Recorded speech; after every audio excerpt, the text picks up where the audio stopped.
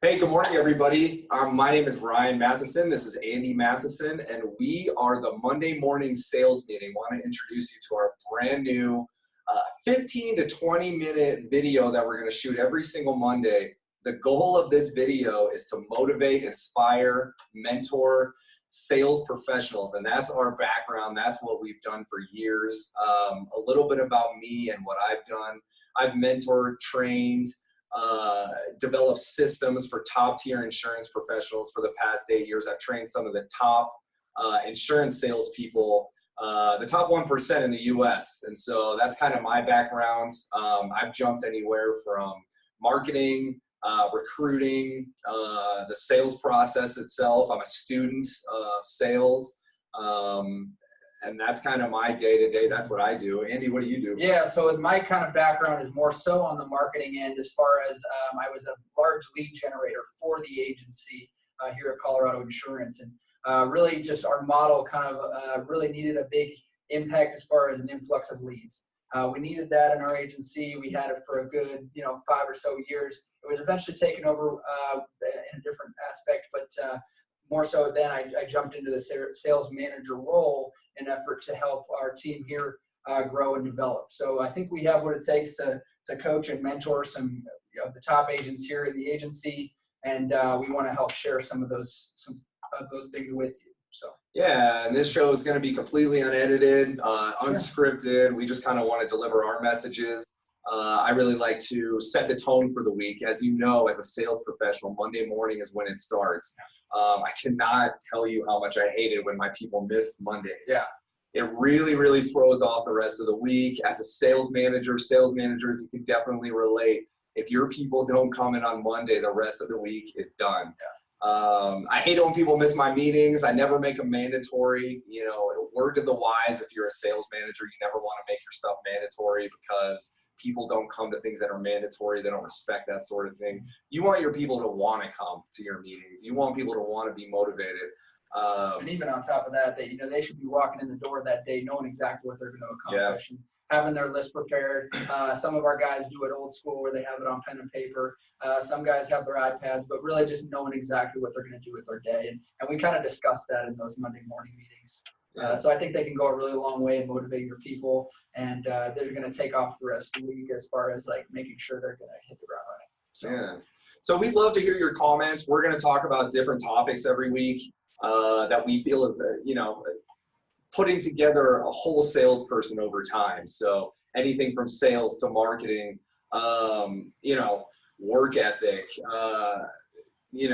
are people in the right industry for their skill set? I find so much when I recruit people, they just go to their job thinking, oh, that's just a place to go for the day, when really they could be in a system that motivates, inspires them really to become the high-level professional that they were meant to become. And so that's kind of where our knowledge and experience in training so many insurance agents here in Colorado can, I think, be of value to any sales manager, and again, any person in a sales organization who may be floundering, maybe feeling like this maybe not the best fit for them. So I mean, there's many different ways to approach this thing. Our style is a little bit more lead the horse to water and see if they're going to drink it, but those that will are going to crush it. And we know that our model is, a little bit unique in the insurance industry, but we feel it can actually work in many different industries. But sales professionals as a whole kind of take some of these tidbits, and we feel as if you're going to knock it out of the park.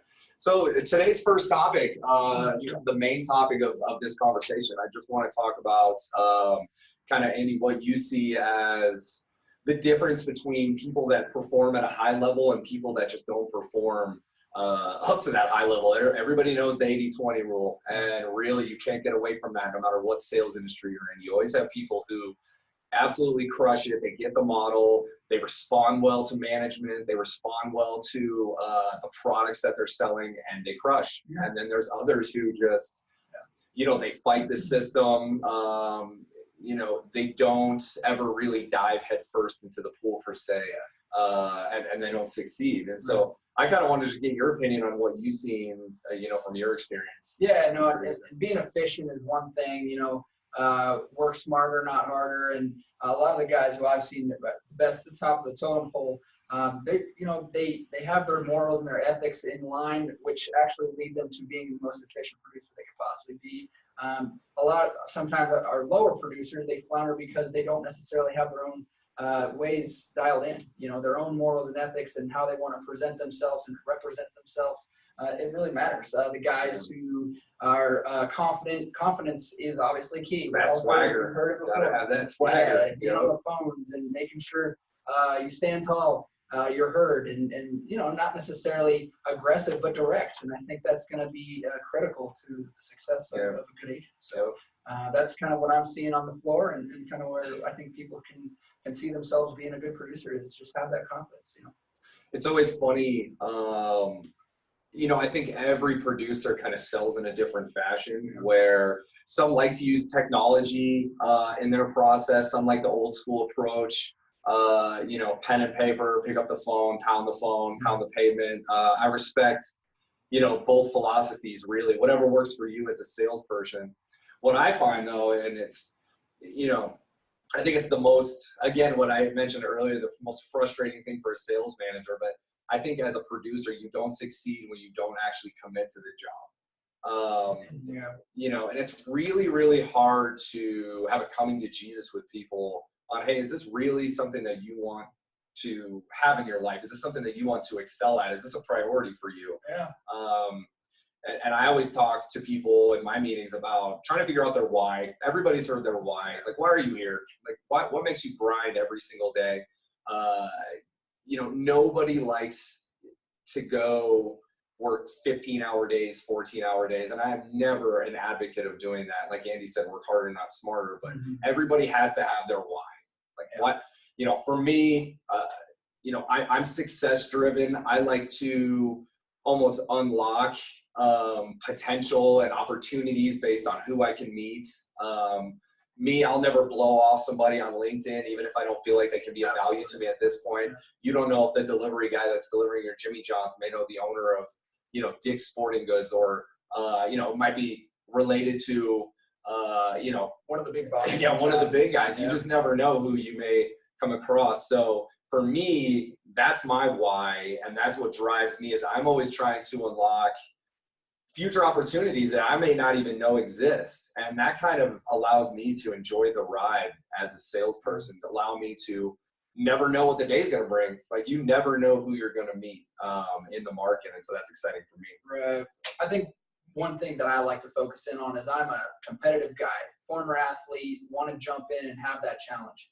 If that challenge is in front of me, I'm going to accomplish it. Whether it takes me an hour or it takes me a couple weeks, I want to dive headfirst and make it happen. So my why is really that challenge. I want the project to go get it. So being a competitive guy, I think a lot of people in the office kind of have that same pro badminton player. Sure. I really want to make sure I'm at the top of my game. There you make go. sure my calves are on point. You never know what you got. I hear you. So what is your advice for somebody who understands where they want to go as a producer, but they're just not there, but you can see the opportunity in them? Like, what's your advice to them? Sure. And there's a couple of examples out there that we know of, but admittedly, it's going to be, you got to weave your way into finding really who identifies best with you. It's relationship driven. I see that a lot of relationships are forced, and they don't need to be, as far as referral partners, as far as who they work well with, or even clients, right?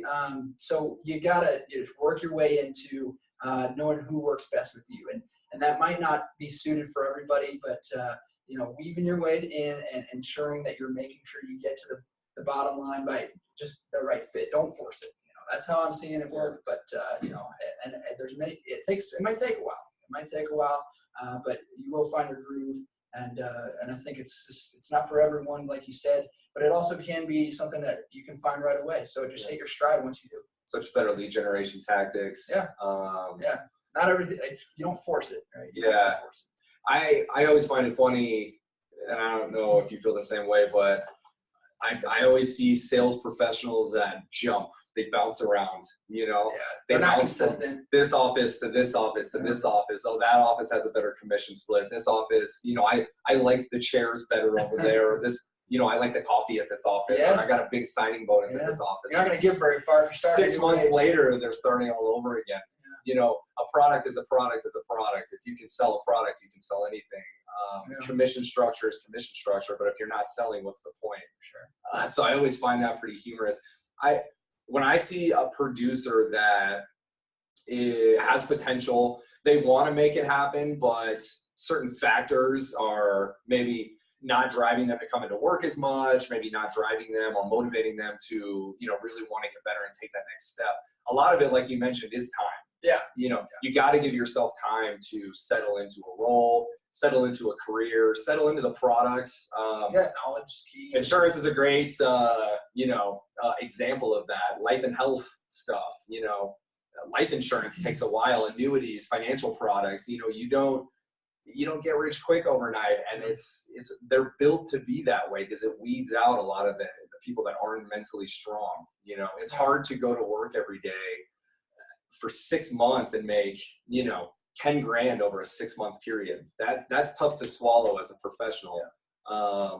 But it's, learning your products, understanding where you're going in that company, making sure A, it is a good company that you like, and B, you believe in the products, and sticking it out, clinging to the better producers in the office, asking what they do, how you sell, listening to them on the phone. Everyone wants to be around good producers, and that next big challenge, kind of like I was talking about. Go back and forth with one another, push each other. God forbid, offer to take them out to lunch, right? And you pay because you're spending their time. They're not spending your time. So. That's exactly right. I mean, a lot of tenured people who have done it right, who are the example in the office, are always obviously someone you're going to want to take time with them, ask them for 10, 15 minutes of their time. How can I be like you? And those people always love to talk about themselves. Oh, I promise, right? Especially in a sales organization. They're making the good money. They have the time. They want to tell you how they're crushing, why they're crushing. We have a lot of examples of that here at Colorado Insurance, and it's pretty fun to see, right? Because not only have we've been there along the way with them, but we see that they started low and they've ended here at the top, and it's really cool because now they get to lead the others to that same place. Yep. That's great. Yep. So with that, again, that mid-level producer that may be floundering, again, it's giving yourself time. It's networking with the higher end producers in your office, figuring out what they're doing. God forbid, come to work. Do not take 5, 6, 7 days off work in a month. You're starting back from scratch. That never works. It never works, and you're not committed to the job. A sales job is not for you if you're taking time off like that, because literally every time you come in the office, you're overwhelmed with emails, there's new processes, there's new procedures, you're behind, you're overwhelmed, and you end up quitting. And so you're shooting yourself in the foot. So true sales professionals, you can't take days off like that for the first year. That's just the reality of it. Tee up your family, tee up your spouse, tee up your buddies, your dog, your cat, whatever it is that you're into. Let them know, hey, I'm going to be working a lot this next year, but promise it won't be forever. Yeah, you're doing it now, so you don't have to do it later, right? Build it up now. It might take a few years, but it's worth it. Grind hard now. That's why you're a salesperson, Is the juice worth the squeeze? It's one of those situations. I love his sayings. They're fantastic. I'll keep you coming. Well, that pretty much wraps up our Monday morning meeting for this Monday. As a whole, this is kind of our give back to the sales industry. We always like to pay gratification to, the people that have helped us along the way, the referral partners, the mentors. And so this is kind of our give back. And we hope that salespeople will watch our show on a weekly basis and get something out of it. Get something that you can implement in your process that week that makes you a better salesperson. Make more money, achieve the goals that you want. Yeah. Right. And hey, if you have any questions, comments, please let us know. We're here to answer those things or give us extra topics you want to talk about next time. We're open to anything, and we're just willing to work with you guys and see what we can do to help. Yep. We are the Insurance Brothers. We wish you the ultimate success this week. Like Andy said, reach out to us at any time, and we'll talk to you next Monday. Thanks so much. 2019, the best year yet. Bam.